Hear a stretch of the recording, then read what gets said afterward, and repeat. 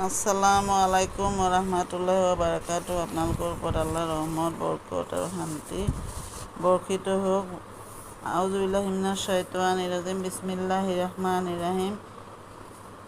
বিতাড়িত খেদা খোৱা শয়তানৰ ভূচলনিৰ পৰা আল্লাহ, তুমি আমাক ৰক্ষা কৰা। পৰম কৰুণা পৰম দয়ালু আল্লাহ তাআলাৰ নামত আৰম্ভ কৰা। আজি মোৰ আমাৰ গজলটোৰ পৰৱৰ্তী অংশ অলপকৈ পঢ়ি শুনাব খুজিছোঁ। আশা কৰোঁ আপোনালোকে শুনি ভাল পাব।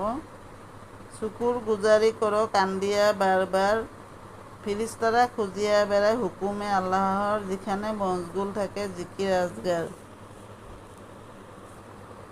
কুরআন খতমে হইবে নেকি বেসুমার, পুলসেরাতে রাস্তা দিয়া হইয়া যাইবে পার। রোজা নামাজ হজ জাকাত জীবনের সম্বল, সহজ হইয়া যাইবে তখন কবরের সওয়াল জবাব।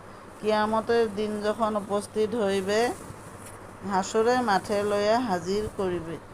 এইখিনি পঢ়িলোঁ। তাৰমানে বেছি নপঢ়োঁ, সৰুকৈ পঢ়িছোঁ। আপোনাক চবেই ব্যস্ত থাকে, বিজি থাকে, অলপকৈ দি আছোঁ। আৰু আপোনালোকে দোৱা কৰিব মোৰ মাৰ কাৰণে। মোৰ মা বেমাৰ হৈ আছে, তাৰমানে গেছ হয়, তাৰপিছত আৰু বহুত বেমাৰ, আৰু বেমাৰবিলাক যেন কমে, সুস্থ যেন থাকে। আপোনালোকে আশীৰ্বাদ কৰিব, দোৱা কৰিব দেই।